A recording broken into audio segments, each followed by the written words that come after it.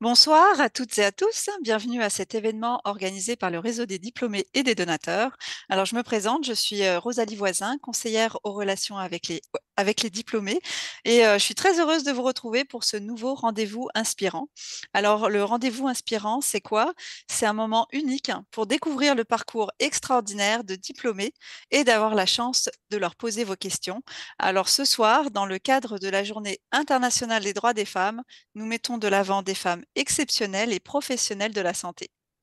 Donc, j'ai le plaisir d'animer cette soirée avec nos quatre diplômés invités, Dr Mylène Drouin, Dr Marie-Hélène Méran, Madame Beverly Salomon et la docteure Yvette Taché. Bonsoir à toutes. Nous souhaitons ainsi ce soir souligner la carrière de ces femmes inspirantes, innovantes, mais aussi humaines.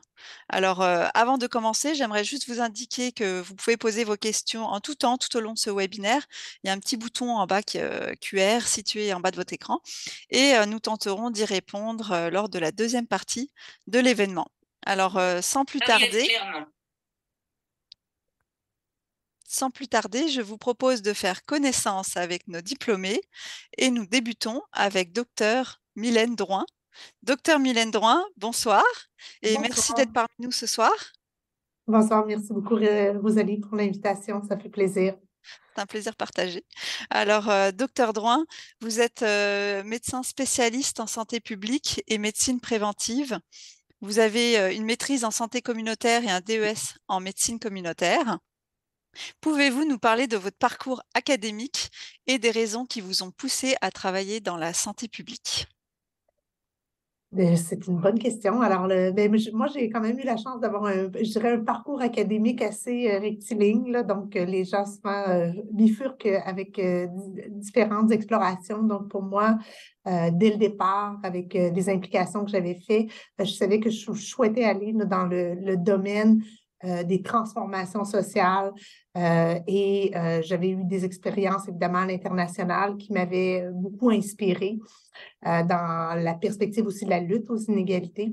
De là, j'avais appliqué en médecine et en agronomie et j'ai choisi évidemment de faire ma médecine à Sherbrooke pour par la suite plonger dans la santé publique à l'Université de Montréal, à la fois comme résident, à la résidence et à la maîtrise.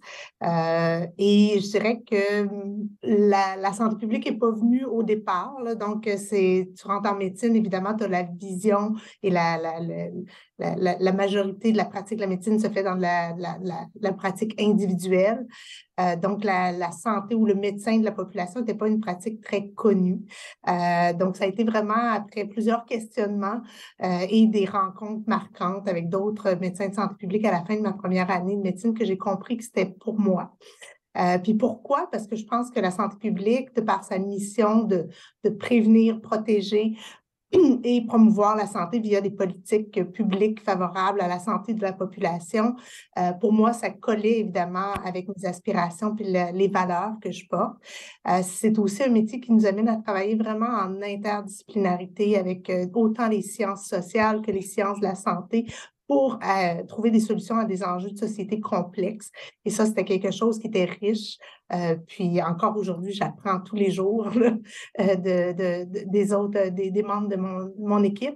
Et c'est aussi une carrière, la santé publique, qui m'inspirait parce que face à ces enjeux-là, il y a beaucoup de développement de créativité, de développement de programmes. Le côté, je dirais, entrepreneurial là, qui m'animait allait être allumé pendant toute ma carrière. Bah, merci beaucoup pour cette première réponse. Vous avez vraiment un parcours impressionnant. Alors, merci d'être avec nous encore une fois. Et puis, donc, depuis 2018, vous êtes directrice régionale de la santé publique pour la région de Montréal. Vous vous assurez que la santé des Montréalais soit toujours la priorité. Et les dernières années, on peut dire, n'ont pas été de tout repos pour vous, je suppose. Vous avez coordonné le déploiement des opérations pour des urgences majeures de santé publique. Alors, on pense aux inondations de 2017, la canicule à l'été 2018 et enfin la pandémie de Covid-19. Vous avez reçu d'ailleurs le mois dernier le prix Distinction Rayonnement par le Collège des médecins du Québec. Alors encore toutes mes félicitations. Oui. Ma deuxième question est la suivante. Pourquoi est-ce important, selon vous, de promouvoir justement le leadership chez les femmes? Et Et selon votre expérience aussi, quelles sont les opportunités que vous avez pu saisir, pour vous tailler une place dans votre domaine? Le leadership chez les femmes, ben, c'est un peu comme je le disais tout à l'heure, dans cette valeur d'équité, d'égalité, de lutte aux inégalités. Pour moi, ça va de soi.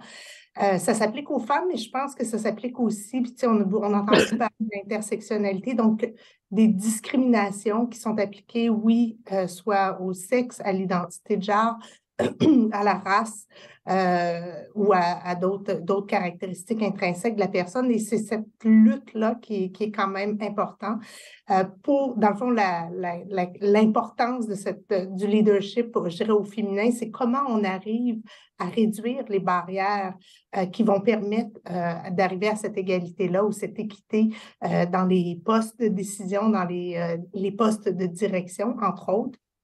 Et ces barrières-là, bien, il y en a évidemment des barrières individuelles, des barrières qu'on croise à tous les jours dans nos milieux de vie, à l'école, au milieu de travail, et des barrières plus systémiques au niveau des politiques publiques qui font en sorte qu'on le voit, il y a des sociétés plus égalitaires que d'autres pour les femmes, mais aussi pour d'autres dimensions de l'identité. Puis les opportunités que j'ai saisies, parce que c'est vrai, là, il y en a eu des barrières, même, même si dans mon cheminement, je pense que je pense que je vais vers mes aspirations profondes, puis j'essaie de passer par-dessus ces barrières-là. Je pense une des opportunités, ça a été un de mes mentors, Richard Lessard, là, qui était l'ancien directeur de santé publique, qui est venu me chercher, puis qui m'a vraiment explicité toute sa confiance, puis l'importance d'aller de l'avant dans des postes que j'aurais pas instinctivement comme femme, comme jeune médecin, pensé accéder. Et par la suite, évidemment, lorsque j'ai appliqué sur le poste de directrice en 2018, ça faisait déjà depuis 30-40 ans que ça avait été occupé par des hommes. Je pense que la posture ou l'opportunité que moi j'ai vue, je me suis dit, j'ai une idée, j'ai une vision pour cette direction-là, sur la façon dont j'aimerais travailler, faire avancer cette direction de santé publique. J'ai rien à perdre, je vais aller la présenter. Puis, la pire chose qui peut arriver, c'est qu'on me dise non, qu'il y a quelqu'un d'autre. Mais au moins, je n'aurai pas le regret de ne pas avoir présenté cette vision-là. Et c'est comme ça, évidemment. Donc, je pense que c'est l'audace aussi d'essayer pour ne pas avoir de regrets par la suite et de bien s'entourer de gens et de se faire confiance, travailler sa confiance. Bah, merci beaucoup, pour ces réponses. Nos participants aussi pourront vous poser plus de questions dans quelques instants. Alors, je poursuis avec, docteur Marie, Hélène Mérand. Docteur Marie-Hélène Mérand, bonsoir et merci, d'être, avec nous ce soir. Docteur Mérand, alors vous avez obtenu votre diplôme en médecine à l'UDM en 1994, puis votre diplôme en obstétrique et gynécologie en 2000. Alors pourquoi avoir choisi ce domaine en particulier? Je dis souvent aux étudiants que je supervise que j'ai choisi la plus belle spécialité, puis après toutes ces années-là, je le crois sincèrement, et je dirais de plus en plus. Il y a plusieurs choses qui m'ont attirée dans, l'obstétrique-gynécologie. D'un point de vue de personnalité, je me sentais plus à l'aise avec une pratique de spécialité. Hem, j'ai trouvé toutes les spécialités intéressantes dans ma formation, mais j'ai vraiment eu un coup de cœur pour l'obstétrique-gynécologie au moment des stages cliniques qu'on fait. Et pour moi, c'est la spécialité qui alliait, tous les bons côtés de la médecine. Dans le sens où, on accompagne, des femmes dans des moments, extraordinairement heureux et intimes de leur vie. On est présent aussi et on a des solutions à apporter dans des situations plus difficiles. Il y a des défis au niveau de la prise en charge médicale. Il y a un aspect qui est chirurgical aussi. On travaille beaucoup en collaboration, avec les infirmières, avec les médecins de première ligne. Donc, il y a certaines patientes qu'on va voir de façon ponctuelle, pour ensuite les retourner là, aux bons soins de leur, praticiens de première ligne, mais il y en a d'autres pour toutes sortes de raisons qu'on va voir plus longtemps, puis avec lesquels on va développer des liens. Et vous avez mentionné ma formation en obstétrique-gynécologie. J'ai aussi une formation doctorale en épidémiologie et donc ma pratique est pas celle d'un obstétricien gynécologue typique. Et je dirais que cette pratique-là de la recherche et de la clinique m'a permis vraiment d'explorer toutes les facettes de la médecine. Merci beaucoup. Alors, justement, en parlant de vos recherches, vous travaillez dans le domaine de la santé des femmes, donc vous contribuez à améliorer, le dépistage des cancers gynécologiques et à évaluer justement des stratégies, innovatrices de prévention du cancer du col de l'utérus.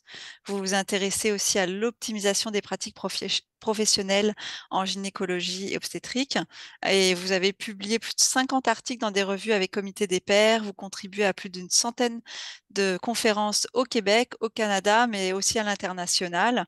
Alors, j'aurais une autre question. Est-ce qu'il y a encore de l'éducation à faire dans la société en ce qui concerne la recherche sur la santé des femmes et finalement particulièrement dans votre domaine? Hem, Peut-on parler aujourd'hui d'équité en soins de santé? Voilà, ça va être ça ma question. Il y a plusieurs OK, il y a plusieurs questions questions. dans votre question. Donc, est-ce qu'il y a encore de l'éducation à faire? Je pense qu'il y a toujours de l'éducation à faire. Euh, je crois que les scientifiques, on se doit de prendre une place dans les débats publics et dans l'espace public, surtout dans ces temps où il y a beaucoup de désinformation et où il y a des plateformes où tout le monde peut se proclamer expert. Je pense que ça fait partie de notre responsabilité de partager ce qu'on sait, les meilleures pratiques ancrées dans la science, tout en étant à l'écoute de ce que les patientes et les communautés nous expriment comme besoin, puis ce qu'elles désirent savoir.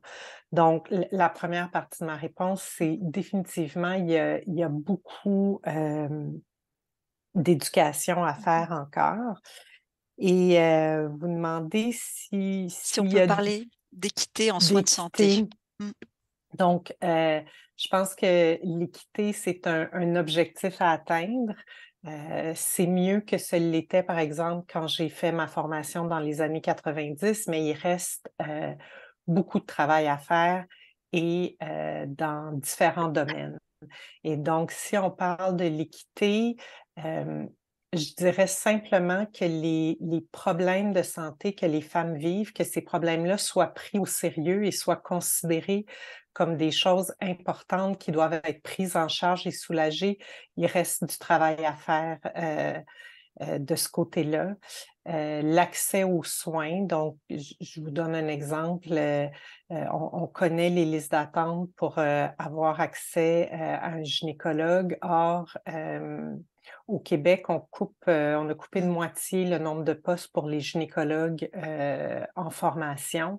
Et ça, c'est quelque chose qui nous inquiète parce qu'on sait que les femmes souhaitent avoir accès à nos soins. Et je terminerai en disant qu'en recherche, il y a du travail à faire encore en termes d'équité, que ce soit le nombre de femmes cliniciennes chercheurs. Donc, on sait qu'à la faculté de médecine, la majorité des étudiants maintenant sont des étudiantes, mais c'est pas la même chose au cycle supérieur. Et je pense que la diversité est gagnante pour tout le monde. Alors, il y a du travail à faire de ce côté-là, mais aussi pour s'assurer un financement équitable et que les organismes qui financent la recherche s'intéressent aux problèmes de santé des femmes. Bah, merci beaucoup pour cette réponse. De toute façon, on va revenir encore sur l'équité, par la suite. On est, la journée, des internationale des droits des femmes, donc c'est sûr qu'on va encore aborder ce sujet. Je vais poursuivre maintenant, avec, madame, Salomon. Alors, merci, madame, Beverly Salomon, bonsoir. Bonsoir. Merci d'être avec nous. Donc vous, vous êtes une diplômée de pharmacie en 2003. Et à l'âge de 24 ans, vous avez créé votre propre franchise Jean Coutu. Vous êtes d'ailleurs la première femme noire à posséder une franchise Jean Coutu au Québec. En 2022, vous avez reçu le prix Femme d'affaires du Québec catégorie leader d'influence. Vous avez aussi fait partie du palmarès des 100 Canadiennes les plus influentes du Women Executive Network. Donc bravo. Et alors, qu'est-ce qui vous a poussé à vous lancer dans cette aventure entrepreneuriale, surtout à 24 ans? Ben, dès un jeune âge, je pense que c'était pour répondre à une passion que j'avais pour la gestion. J'ai eu l'opportunité, ça remonte au secondaire, de m'impliquer au niveau du café étudiant de mon école, le PSNM, Pensionnat Saint-Marie, et c'est là que j'ai découvert que j'adorais la gestion. J'adorais gérer l'inventaire, les achats, les réunions qu'on avait du comité, mais en évoluant, je voulais quand même avoir une profession dans le domaine de la santé. Pour moi, c'était important. Dans la famille, j'étais dans une famille où est-ce que ma mère était infirmière, donc je côtoyais, des professionnels de la santé. Donc j'essayais de trouver quelque chose qui pouvait marier autant mon désir et mon amour pour une profession de santé, mais aussi ma passion pour la gestion. En parlant avec des gens, j'ai découvert la profession de pharmacien et qu'il y avait quand même un aspect de cette profession-là qui nous permettait d'avoir notre propre entreprise comme pharmacien propriétaire. Fait que c'est à travers des stages, quand je suis rentrée en pharmacie, j'ai postulé, que j'ai découvert que j'aimais vraiment ça, la pharmacie communautaire et que j'aspirais à avoir ma propre, franchise. Fait que je me suis lancée dedans pour vraiment marier mon amour pour, les chiffres et aussi mon amour pour la profession de santé. Mais aussi, je voulais faire une différence parce que c'est sûr que je voulais choisir une profession qui me permettait d'avoir un impact dans une communauté, pour faire vraiment une différence pour les gens. Mine de rien, pharmacien propriétaire, moi, en tout cas dans mon cas, j'ai une cinquantaine d'employés, à qui je permets d'avoir un revenu pour pouvoir subvenir à leurs besoins et aux besoins de leur famille. Fait que j'ai vraiment un impact direct dans leur vie. Je les coach, je les vois évoluer, ils rentrent et des fois ils me quittent pour aller dans d'autres avenues et je vois vraiment que j'ai un impact dans leur vie, que je fais une différence et cette différence-là, je la fais dans ma communauté de Saint-Léonard. Fait que je peux engager autant des femmes, des jeunes, des personnes retraitées et je pense que c'était de ce désir, après 19 ans de recul, je vois que j'ai vraiment accompli, qu'est-ce que je voulais, d'avoir un impact dans ma communauté. Fait que je pense que c'est un peu l'ensemble de pourquoi je me suis lancée, à un très jeune âge, dans ce fabuleux monde de l'entrepreneuriat, qui est pas toujours facile, pas toujours, glorifiant, mais à la fin de la journée, on se sent vraiment accompli. Bah, merci beaucoup. Justement, en parlant d'impact, vous, vous êtes engagée donc professionnellement, socialement, aussi culturellement. Vous siégez au conseil d'administration de l'Ordre des pharmaciens du Québec et de la Fondation du CHUM également. Alors, justement pour vous, pourquoi est-ce important pour les femmes, justement, de s'intéresser aux enjeux de gouvernance et à siéger au sein de conseils d'administration? Pour moi, c'est vraiment important que les femmes prennent leur place au niveau des conseils d'administration, parce que c'est là qu'on prend vraiment les décisions, qui vont avoir un impact pour l'organisation, mais aussi pour la communauté où est-ce que cette organisation-là est établie. Donc, s'il y a pas de femmes à ce niveau-là, les décisions sont un peu erronées. Fait que c'est important en tant que femme d'être présente pour avoir une représentativité féminine. Puis aussi moi, quand je siège sur les conseils d'administration, ben, j'apporte ma voix de femme, mais en même temps, c'est la voix de d'autres femmes que je représente un peu. Fait que quand il y a des décisions qui doivent être prises, mais cette voix-là est entendue. Puis je crois que c'est important qu'autour d'une table, qu'il y ait une certaine hétérogénéité. Ça veut dire qu'il y a une différence au niveau du sexe, fait que autant des hommes, des femmes, différence de culture, de compétences aussi, parce que je trouve que ça enrichit le dialogue. Fait que quand on arrive à échanger, on peut vraiment prendre des bonnes décisions. Quand c'est totalement homogène, quand c'est toute la même chose, ben, on a vraiment une vision tunnel, on perd les angles morts. Fait que les femmes, en étant présentes et en s'intéressant aux enjeux de gouvernance, mais on peut éliminer ces angles morts-là. Puis les décisions qui vont être prises vont être mieux adaptées parce que souvent, on prend les décisions en haut, mais c'est vraiment le bas et les femmes, on occupe une bonne proportion de la population. Fait qu'on vit des conséquences des décisions qui sont prises aussi. Puis, qu'est-ce que je pourrais rajouter, c'est que dans les conseils d'administration aussi, on établit les planifications stratégiques. Alors, c'est des planifications qui vont s'établir dans le temps. Alors, si ces décisions-là sont prises et que la femme n'est pas incluse, mais qu'est-ce qui arrive, c'est qu'elle doit vivre l'impact à long terme de ces décisions-là. Mhm. Fait que pour moi, c'est vraiment crucial et important que les femmes soient impliquées au niveau des conseils d'administration, qu'elles soient au courant des enjeux de gouvernance pour vraiment avoir des perspectives différentes. Fait que c'est d'où le pourquoi je suis impliquée. Bah, merci beaucoup. J'espère que ça va en inspirer plus d'une. J'espère moi aussi. Merci. Alors, les participants vont pouvoir aussi vous poser des questions là, dans quelques instants dans la deuxième partie. Alors, je poursuis avec Dr Taché. Bonsoir. Bonsoir, Ah, Dr Taché. bon, Merci d'être avec nous ce soir. Je le tiens à souligner depuis les États-Unis. merci de m'avoir Alors, invité. Docteur Taché, vous avez obtenu, vous, votre doctorat en médecine et chirurgie expérimentale à l'UDM en 1974. Vous êtes aujourd'hui professeur à l'Université de Californie à Los Angeles. Vos recherches sont centrées sur les interactions entre le cerveau et le tube digestif, ainsi que les rôles des neuropeptides. Alors, j'ai appris un terme, alors j'ai compris que c'était des hormones. Vous avez publié plus de 480 articles et revues. Impressionnant, voilà. Alors, qu'est-ce qui vous a amené à vous spécialiser justement dans ce domaine? Ben, merci d'abord de m'avoir invité.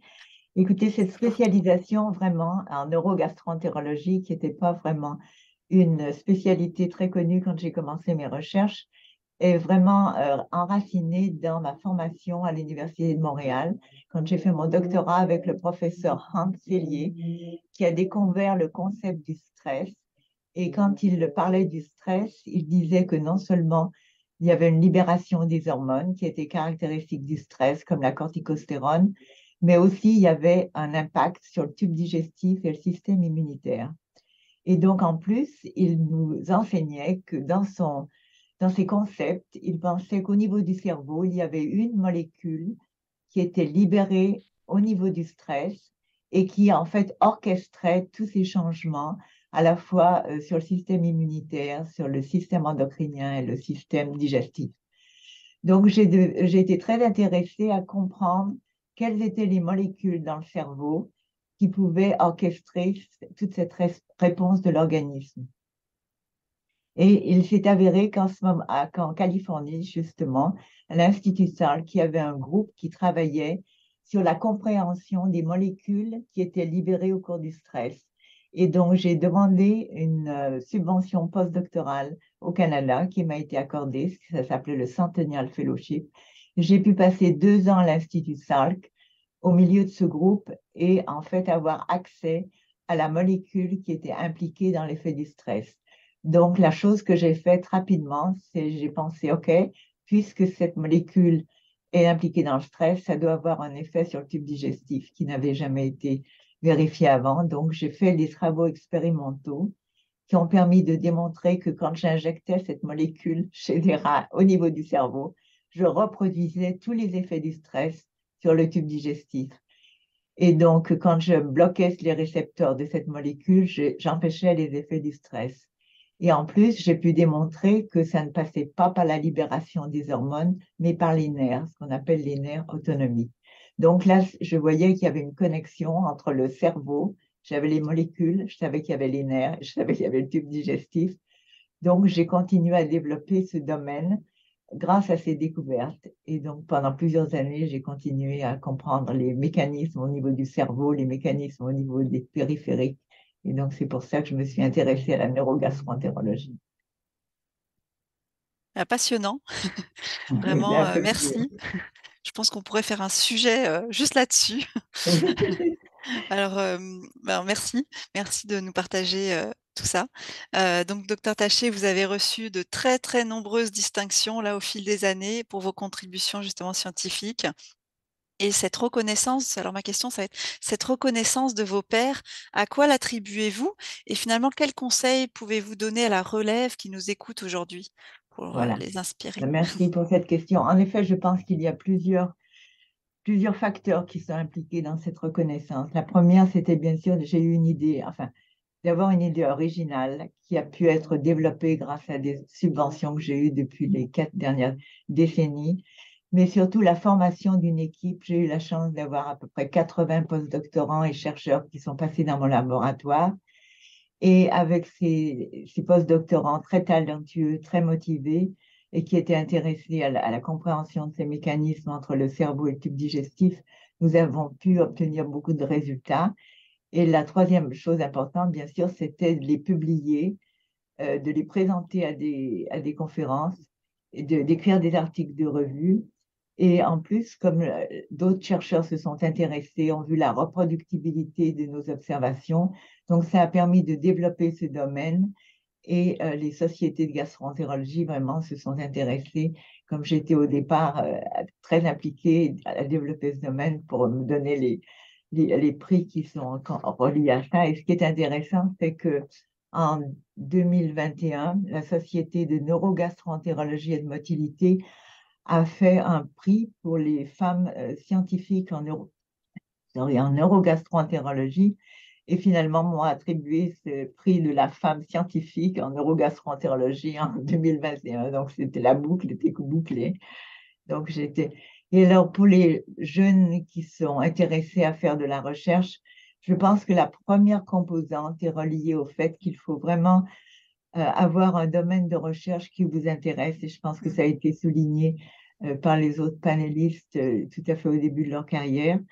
Et donc, il faut identifier un domaine pour lequel on voudrait faire avancer les connaissances.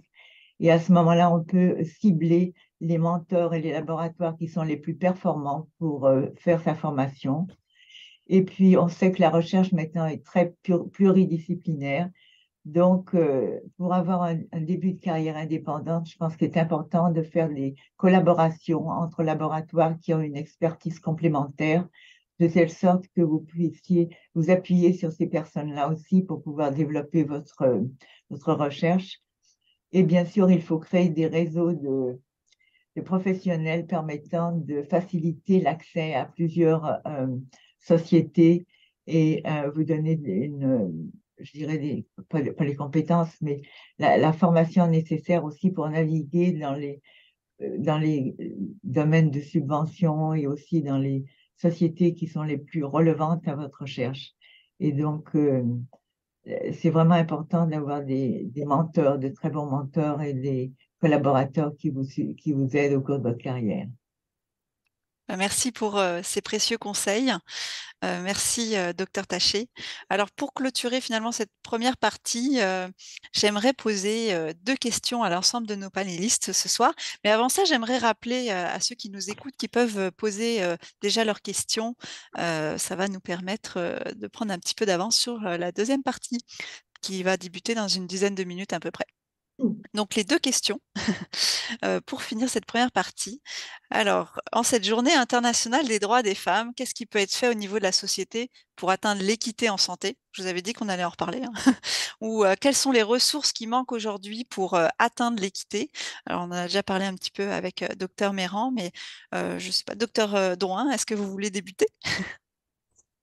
Mais je pense quand on se compare, on se console souvent. Donc, il y a quand même des belles avancées qui se sont faites au Québec. Puis moi, je tiens souvent à souligner tout ce qui touche la famille, là. Donc, notre réseau de CPE qui a été étudié et qui a démontré clairement à la fois que ça a permis évidemment aux femmes de prendre leur place sur le marché du travail, ça a créé de la richesse collective et ça a réduit considérablement les inégalités sociales de santé.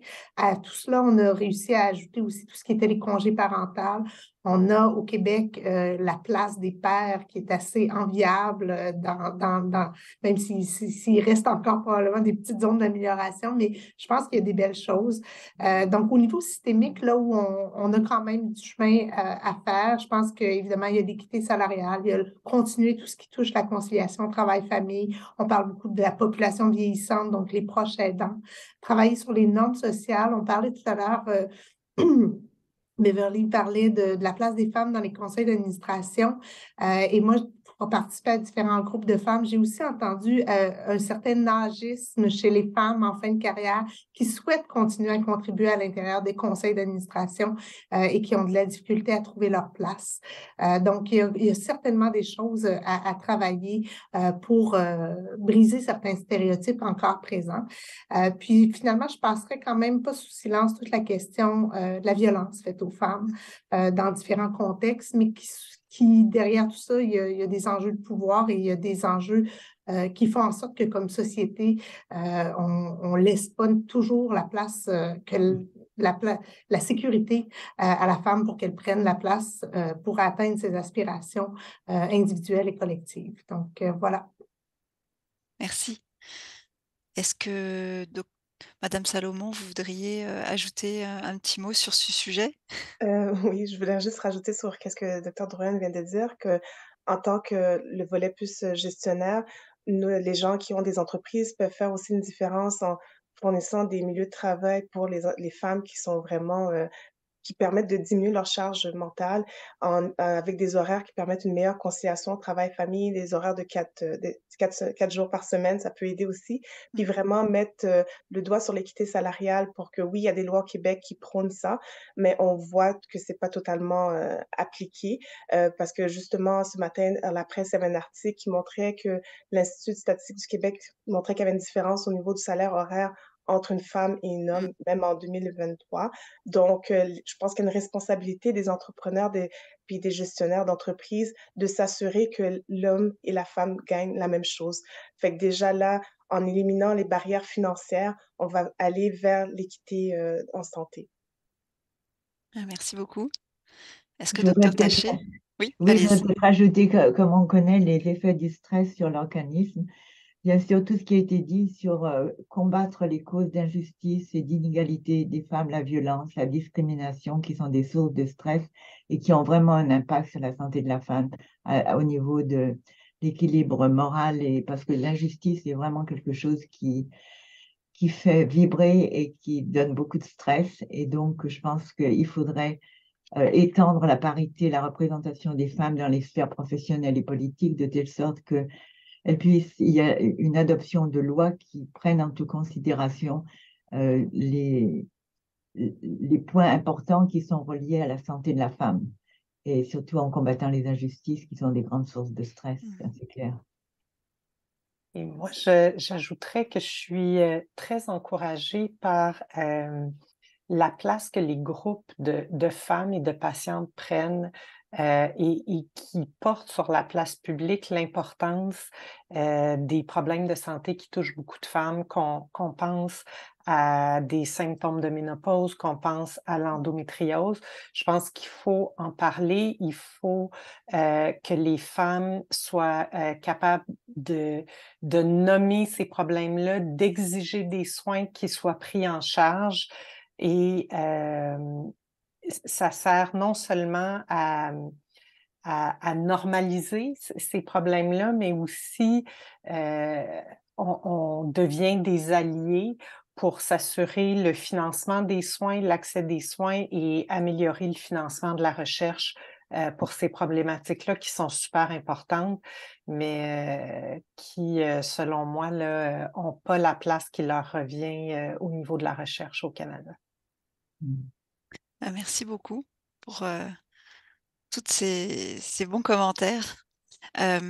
Ma deuxième question, là, ça va être quelles sont les conditions gagnantes pour l'inclusion des femmes dans des positions de leadership? On en a parlé un petit peu là avec Madame Salomon notamment. Donc, est-ce que vous voulez dire quelque chose? Est-ce que le leadership au féminin est-il différent aussi? Et si oui, en quoi? Allez-y, qui veut commencer? Moi, je vais peut-être commencer. Donc, depuis 2 ans, je suis la directrice du département universitaire d'obstétrique-gynécologie et je participe souvent à des discussions, donc comment s'assurer que les femmes qui souhaitent accéder à des postes de leadership puissent le faire. Puis souvent, on va parler d'équilibre travail-famille comme étant un enjeu particulièrement féminin.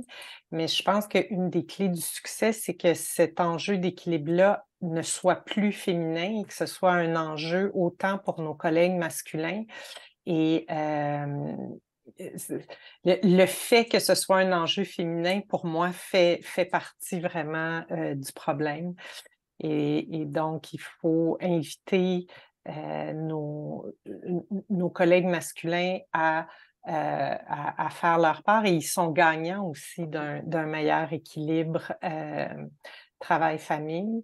Et je pense qu'il faut continuer à s'encourager.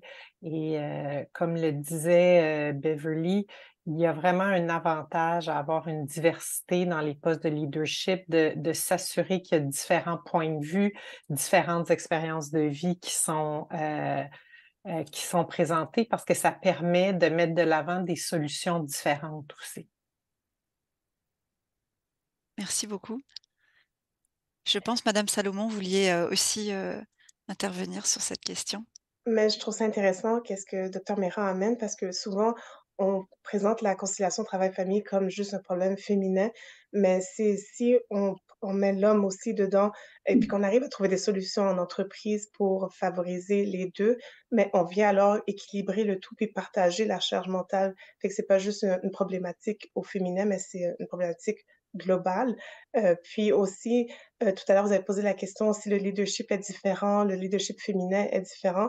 Il est certes différent, mais je pense qu'on a quand même les mêmes aptitudes et les capacités de l'idée, que ce soit un homme, une femme, mais peut-être chez la femme, il va avoir une approche un peu plus collaborative, participative et empathique. Fait que de cela, on va pouvoir avoir vraiment comme, une meilleure écoute, une meilleure compréhension, puis faire mieux débloquer, certains dossiers. C'est, qu'est-ce que je voulais rajouter. Merci beaucoup. Je vais peut-être rebondir sur une chose qui a été dite. Je pense que ce qui a été dit est tout à fait vrai. Je voudrais quand même amener l'impact de la pandémie, qui est quand même, malgré tous les gains qu'on a fait dans notre société, la pandémie qu'on vient de vivre en termes d'impact sur la femme a été documentée et a été beaucoup plus important, que ce soit les pertes d'emploi, que ce soit même au niveau de la diplomation, au niveau de la capacité de publier. On a vu en termes de recherche que les femmes chercheurs avaient moins publié. Les femmes ont été plus mobilisées encore par rapport comme parents ou comme proches aidants dans des situations, dans les situations de confinement ou des situations où les gens devaient rester isolés pour apporter le soutien.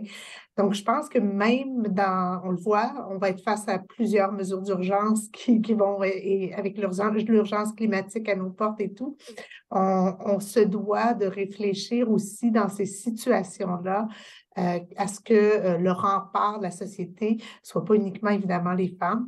Et est-ce que le leadership est différent? Probablement qu'il y a des brins de différence, mais moi, je pense que je rebondirais sur ce que Marie-Hélène a dit. L'idée, c'est d'avoir l'expérience, la diversité des expériences variées pour permettre à ce que les solutions qu'on met de l'avant comme société face à différents problèmes reflètent réellement les enjeux vécus par les différents groupes, dont les femmes, mais je pourrais parler de bien d'autres groupes qui sont plus vulnérables ou plus discriminés, qui ont aussi besoin de cette voie-là pour influencer les décisions. Est-ce que les femmes sont plus sensibles à intégrer ces voies-là? Je pose la question. Je ne sais pas si poser la question et y répondre, mais certainement qu'on souhaite toutes que pour travailler avec beaucoup de groupes qui ont vécu des discriminations, quand tu es quelqu'un qui fait partie d'un groupe qui a déjà eu à se battre et qui a eu à vivre ces discriminations-là, il y a certainement une sensibilité à la base qui est là et qui fait en sorte que dans nos façons de décider, de collaborer, d'inclure, on le fait peut-être un petit peu différemment, instinctivement, sans y penser.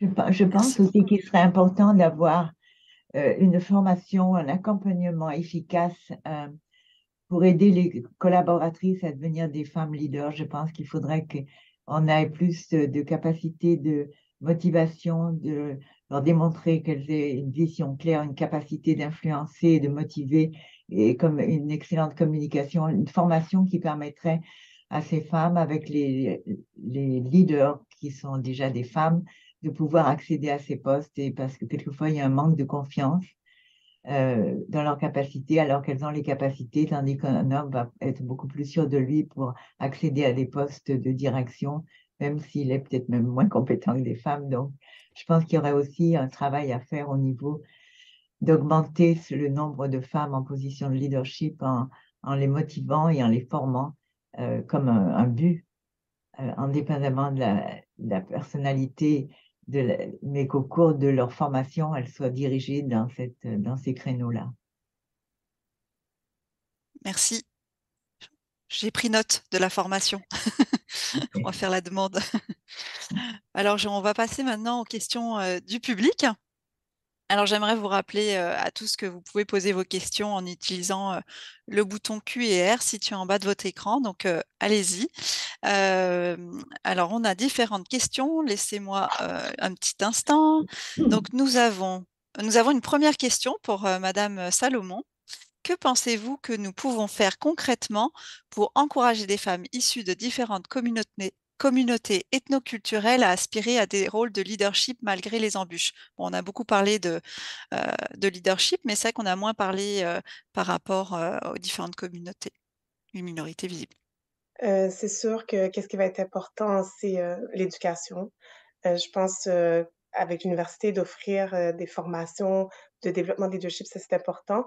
Mais aussi, je remets mon chapeau de gestionnaire, c'est que quand on engage une femme issue des communautés ethnoculturelles, c'est important si on voit qu'elles ont ce brin de leadership-là en elles, de les pousser vers des formations pour pouvoir leur permettre d'aspirer à combler des postes par la suite, où est-ce que le leadership serait nécessaire. Parce que des fois, elles arrivent au sein de l'entreprise, puis elles le voient pas, mais nous, après quelques années, on développe le flair et on peut les identifier.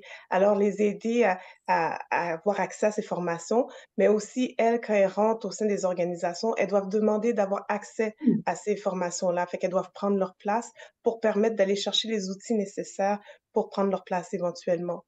Je pense aussi qu'est-ce qui serait comme un autre outil, c'est le mentorat. Docteur Tachi en a parlé tout à l'heure, c'est vraiment important de s'entourer de gens, déterminer nos objectifs et de voir comme si cette personne peut nous accompagner pour les atteindre. Fait que ça pourrait être quelque chose qui est un peu sous-utilisé par les femmes, issues des communautés ethnoculturelles, mais qu'elles devraient utiliser parce que c'est vraiment une grande richesse, le mentorat. Puis, qu'est-ce que je dirais d'autre? Mais c'est faire que ce que vous faites un peu ce soir, c'est de montrer, les réussites, de les présenter pour que les femmes qui arrivent sachent qu'on existe parce que nous sommes nombreuses à contribuer à l'économie de la société. Nous sommes nombreuses à prendre notre place, puis il faut que ce soit su pour qu'elles aient moins peur d'oser, puis qu'elles puissent avoir l'audace d'accéder à ça, puis savoir qu'on a défraîchi un peu le terrain, puis qu'elles peuvent passer, que ça avance là, fait qu'elles peuvent prendre la place. Fait que je pense que c'est tout ça, c'est un mélange de tout ça qui aiderait les femmes issues des communautés ethnoculturelles. Merci beaucoup pour ces réponses. On a beaucoup de questions, là, vous allez voir, sur justement le leadership. Donc c'est intéressant, c'est un sujet qui intéresse notre public aujourd'hui. Alors la question suivante vient d'Amanda Jean-Gilles, adressée à tous. Selon vos expériences respectives, quels sont les enjeux ou défis que vous rencontrez encore trop souvent aujourd'hui et quels seraient vos souhaits pour la prochaine génération pour la relève? Donc on a parlé un peu des défis et tout ça, mais est-ce qu'il y a quelqu'un qui veut se lancer en premier? Je vais me lancer. Allez-y. Donc, moi, je suis dans un milieu très féminin. En gynéco-obstétrique, nos résidentes sont presque toutes des femmes, mes collègues. Il y a beaucoup de femmes. On travaille avec des infirmières qui sont presque toutes des femmes. Et ce qui me donne le loisir, des fois, d'oublier les défis qu'il peut y avoir. Et je suis toujours surprise quand j'arrive dans des comités, organismes où il y a presque pas de femmes et en fait, je suis toujours surprise que les gens ne soient pas surpris. Alors, ce que je nous souhaite, c'est qu'à chaque fois qu'il y a des comités ou des organismes où il n'y a pas de femmes ou peu, au lieu que le réflexe soit de dire ah ben il n'était pas intéressé, c'est qu'il y ait un effort qui soit fait, un peu comme Beverly disait, d'identifier. On peut prendre les candidatures spontanées, mais je pense qu'on a un devoir de susciter des vocations. Et ça, c'est quelque chose qu'il faut continuer à faire et particulièrement les jeunes des communautés ethnoculturelles. Donc, il faut continuer à être choqué par le nombre de femmes s'il est insuffisant, puis essayer d'amener des collègues. Merci beaucoup. Oui, par exemple, dans le domaine de gastroentérologie, qui est complètement l'inverse, où c'est plus de 80-85% qui sont des pratiques chez les hommes. Donc, il y a très peu de femmes gastro-entérologues. Et là, la façon d'arriver à changer un peu cette dynamique a été au niveau de l'Association américaine de gastro-entérologie de faire des lois spéciales pour inclure plus de femmes, d'avoir des regroupements de femmes qui étaient gastro-entérologues pour s'entraider, faire un networking et faire des pressions, en fait, pour que ce genre de All Club Male soit disséminé parce que vraiment, c'était très difficile de pouvoir percer en gastro-entérologie quand on était une femme. Donc, il y a des moyens quand même pour pouvoir faire des leviers à travers des regroupements de femmes et qui font changer les lois à l'intérieur de certaines sociétés. Donc, c'est quelque chose que j'ai dû expérimenter, mais qui a quand même marché parce que il y a eu 2 présidentes de femmes gastro-entérologues, alors qu'en près de plus de 50 ans, il y en avait seulement une. Donc, c'est pas facile, mais je pense il y a des moyens pour y arriver. Merci beaucoup. Justement, il y avait une question là de Roberta Daila Carling sur ce sujet. Donc justement, comment surmonter les biais de sexe souvent dirigés envers les femmes en recherche. Donc je pense que vous avez apporté une réponse, mais elle posait la question aussi pour des demandes de fonds, de subventions. Est-ce Oui. qu'il y aurait quelque chose à ajouter Est-ce qu'il y a des outils que vous utilisez Mais je régulièrement? pense que, enfin, dans le contexte américain où j'ai évolué sur les demandes de subventions, il y avait une loi quand même qui demandait qu'il y ait un nombre de ceux qui revoient les demandes de subventions, une parité entre hommes et femmes. Donc, moi, j'ai été impliquée très rapidement sur ces comités. Et donc, à ce moment-là, ça aide énormément pour savoir comment revoir les subventions, voir ce qu'il se fait et être capable d'accéder à ces comités qui sont vraiment très importants pour soi-même après avoir des subventions. Donc ça, un des éléments à tout de suite prendre en main, de pouvoir siéger sur ces comités, puisque, enfin, par la loi, il doit y avoir la parité. Donc ça, c'est déjà très bien. Et il y a des lois qui ont changé. J'ai organisé plusieurs conférences internationales et pour avoir des subventions pour ces conférences, ils ont exigé qu'il y avait une parité entre hommes et femmes au point de vue des chères personnes, au point de vue des jeunes qui présentaient, parce qu'avant, c'était toujours les hommes qui invitaient les hommes qu'ils connaissaient et les femmes n'étaient pas du tout impliquées. Donc, les subventions n'étaient pas données si on voyait que la présentation de ce symposium qu'on planifiait n'avait pas une représentation entre hommes et femmes. Donc, ça, c'est aussi quelque chose qui est un avantage et il faut prendre connaissance de ces lois et aussi se faire connaître pour être dans ce circuit. Donc, Donc, c'est je pas facile. vais peut-être compléter parce qu'on voit au Québec et au Canada, donc on n'a pas ces lois-là qui demandent la parité. Par contre, je suis très optimiste pour avoir siégé sur les comités du FRQS, qui est l'organisme subventionnaire principal au Québec, et les IRSC, qui est l'organisme subventionnaire principal au Canada. Où il y a un réel effort qui est fait pour inviter des chercheurs féminins et pour siéger sur les comités.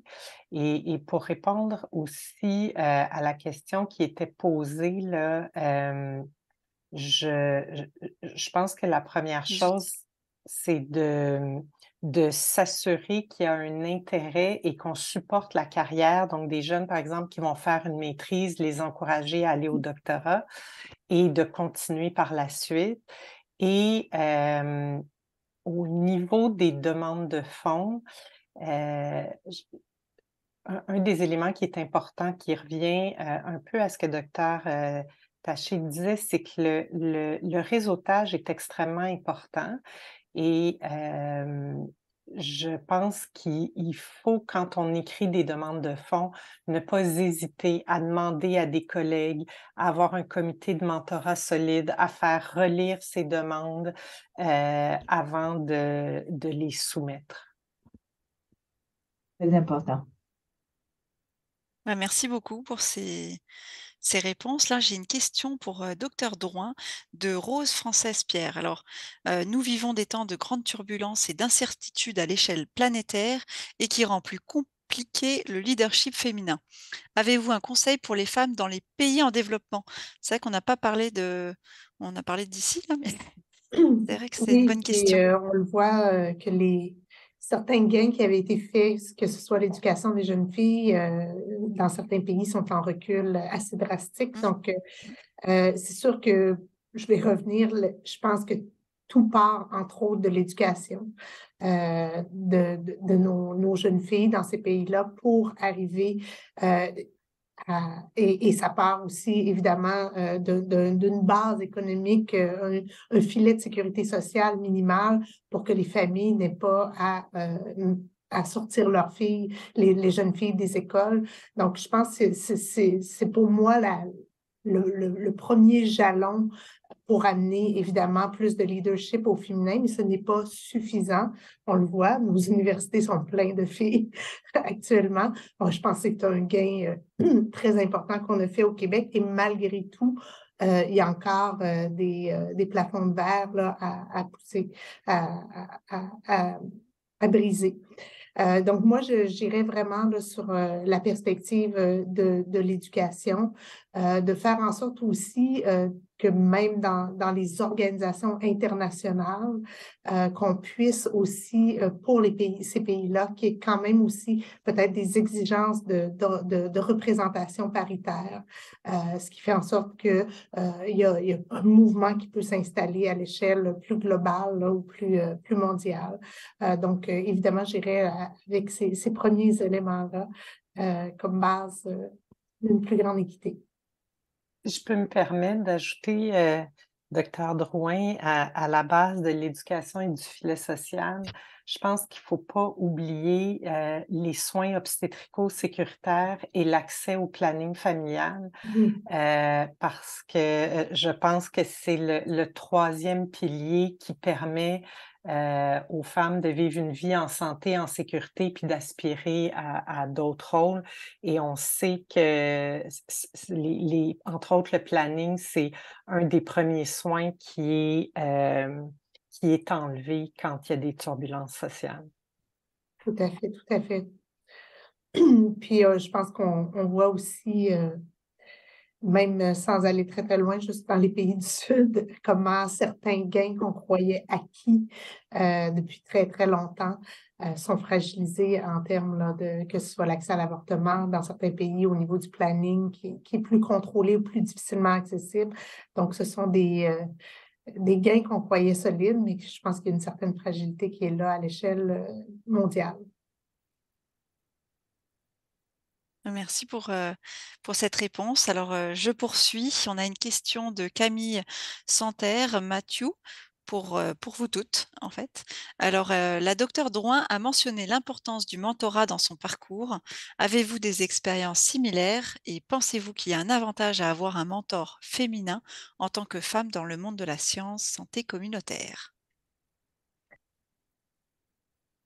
Et moi, je peux peut-être commencer. Je m'excuse, Mylène. Mon mentor a joué un rôle central dans ma carrière. C'était un homme.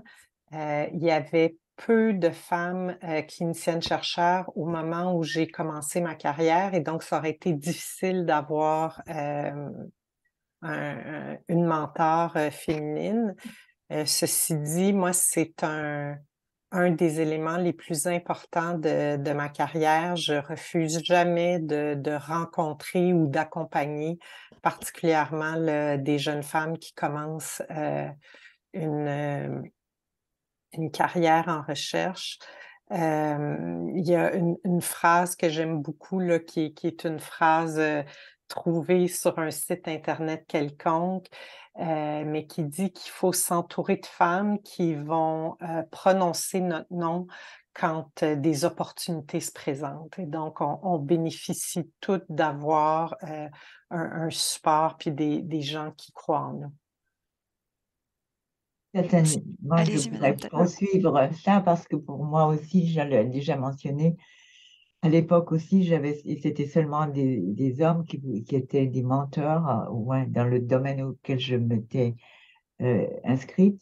Et donc, ça a été vraiment crucial pour toute ma carrière j'ai pris des idées originales à travers ce mentor et je les ai développées par la suite. Et donc, ça, on ne peut pas sous-estimer l'importance d'un bon mentor et de quelqu'un qui vous suit au cours de votre carrière et qui justement ouvre des portes, comme vous avez mentionné, parce que c'est vraiment la clé du succès de pouvoir être, disons, capable d'avoir quelqu'un qui vous donne des bonnes idées sur lesquelles vous êtes capable de dire quels sont les meilleurs choix à faire et d'avoir un très bon avis, en somme, sur votre futur. Je pense que c'est vraiment crucial.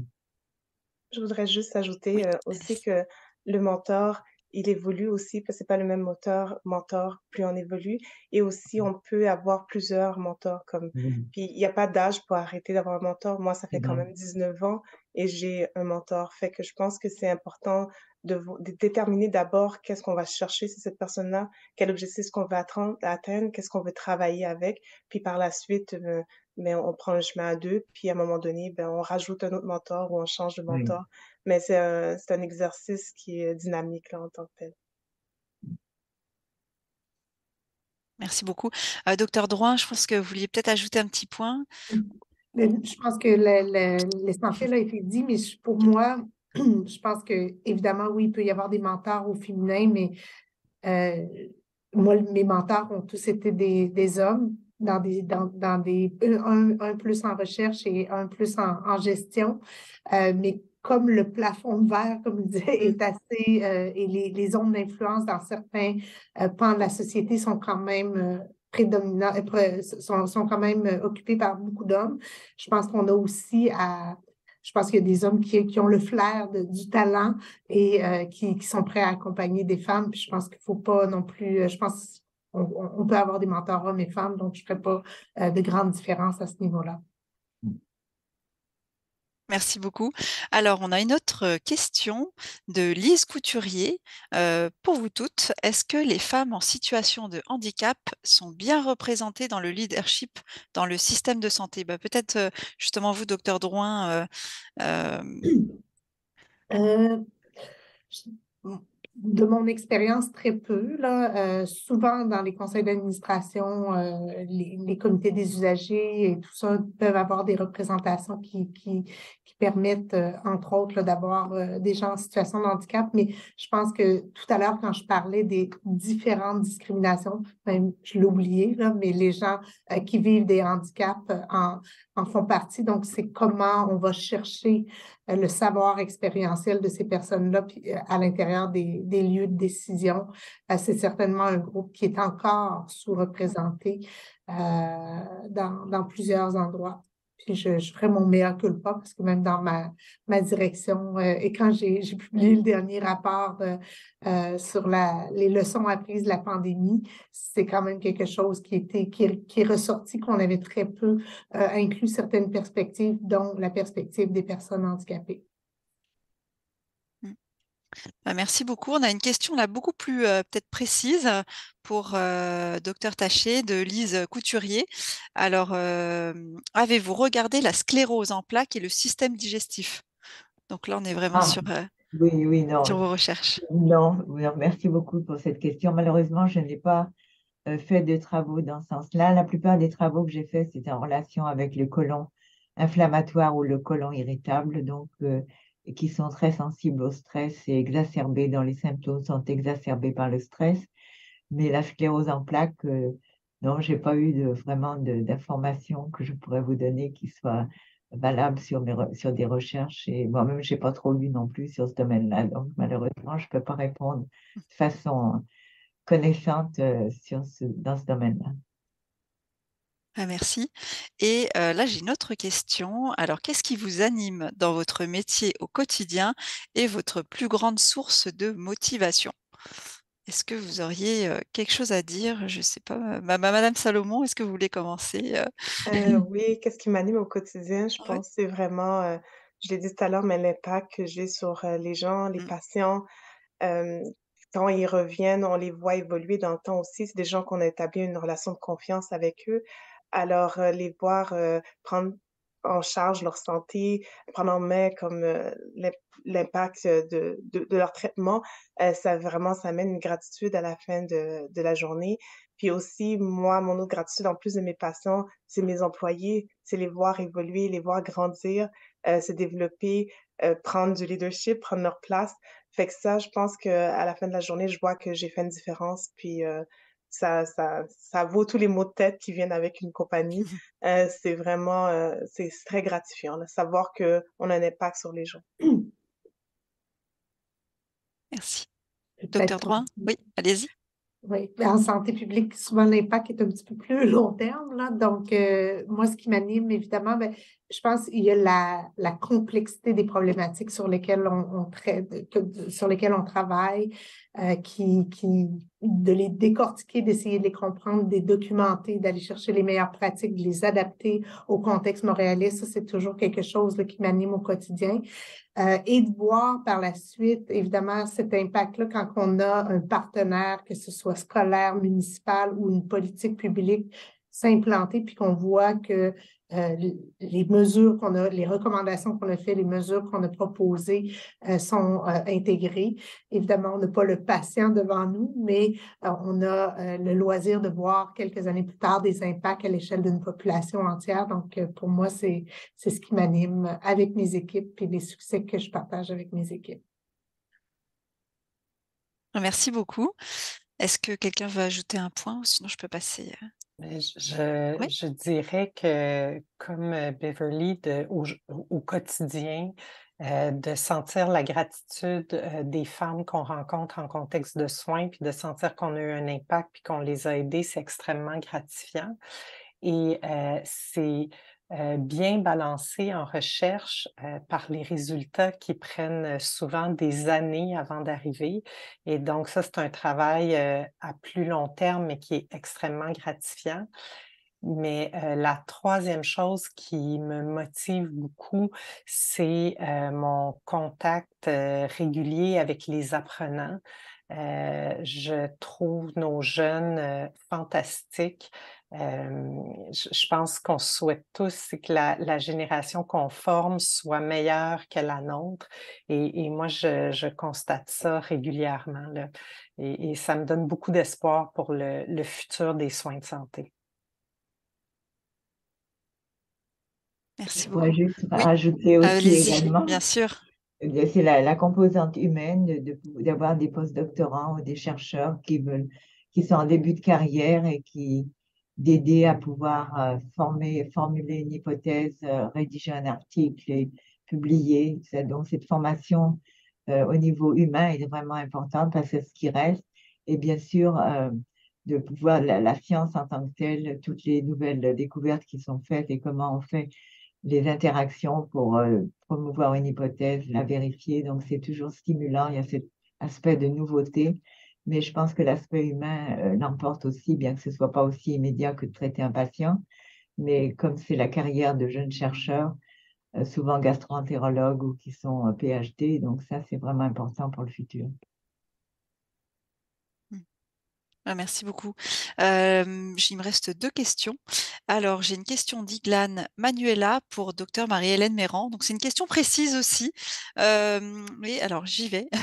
Puisque la ménopause constitue un facteur de risque de l'ostéoporose chez la femme, est-ce qu'il y a eu des avancées dans la découverte des voies et moyens pour combattre ou réduire les effets néfastes en dehors de l'hormonothérapie substitutive?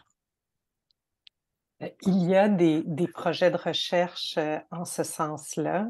Je pense que ce serait peut-être un peu long là, Mmh. de tout résumer. Puis aussi, c'est pas mon domaine précis de recherche, mais de manière générale, là, la façon de réduire les risques, c'est qu'il y a l'ostéoporose, mais il y a les complications de l'ostéoporose. Et donc, il y a beaucoup de données et sur la prévention des chutes et l'aménagement de l'environnement qui est important chez les femmes plus âgées, mais ou sinon chez les femmes plus jeunes, c'est vraiment au niveau des habitudes de vie, donc une saine alimentation et l'exercice avec mise en charge qui vont contribuer à la santé osseuse. Et merci pour cette réponse. Je vais finir avec, une question. On a parlé de mentorat, donc la personne demandait: «Avez-vous eu un ou des mentors?» On a déjà un peu répondu à cette question, je pense que vous en avez tous eu, mais elle demande aussi: «Comment les avez-vous approchés?» Et ça, c'est vrai, c'est pas forcément quelque chose de facile. Alors, peut-être que vous avez des pistes pour cette relève? Je vais je vais peut-être débuter, Oui, mais je pense allez-y. qu'il faut pas oser, il faut oser, il faut pas avoir peur, je voulais dire, puis juste demander. Des fois, il faut vraiment faire, examiner qui on veut, qu'est-ce que cette personne-là va nous apporter, un peu comme j'ai dit tout à l'heure, mais par la suite, il faut juste, essayer, puis se lancer, puis demander à la personne, de l'approcher directement. Je pense que la façon la plus simple, mais il y a aussi, l'université de Montréal et les autres universités qui offrent, des programmes de mentorat où est-ce que vous pouvez aller vous inscrire, puis on vous jumelle avec quelqu'un. Fait qu'il y a cette possibilité-là aussi, si on ne sait pas ou qu'on n'a pas accès à la personne directement dans son réseau. Je trouve que c'est une bonne façon et autant le mentoré que la personne qui mentore, elle sort vraiment grandie de cette expérience-là. Fait que ça peut être une autre façon de faire. Merci beaucoup. Alors, il s'agissait de la dernière question, mais j'ai reçu un commentaire d'Anne Maheu qui dit: «Vous êtes toutes très inspirantes, alors félicitations pour votre chemin parcouru et l'impact que vous avez et aurez auprès des femmes». C'est bien vrai. Donc, bah, merci Anne, pour ce beau commentaire. Merci à vous, chers invités. Merci d'avoir accepté, d'être, nos invités, ce soir. Je vous remercie de votre temps, de votre générosité surtout. Ça a été un plaisir de vous avoir, avec nous. Merci docteur Taché, un des États-Unis quand même qui est venu. Vous continuez donc, de près ou de loin à faire rayonner, l'Université de Montréal. Alors merci infiniment. Et pour ceux qui nous suivent de chez vous, nous sommes très heureuses d'avoir passé cette soirée en votre compagnie afin de souligner la Journée internationale des femmes. Alors avant de vous quitter, j'aimerais vous préciser que nous avons partagé un court sondage. Vous allez le trouver dans la zone de clavardage. Merci de prendre littéralement, je pense, 30 secondes pour nous partager vos suggestions et commentaires. Donc c'est toujours apprécié.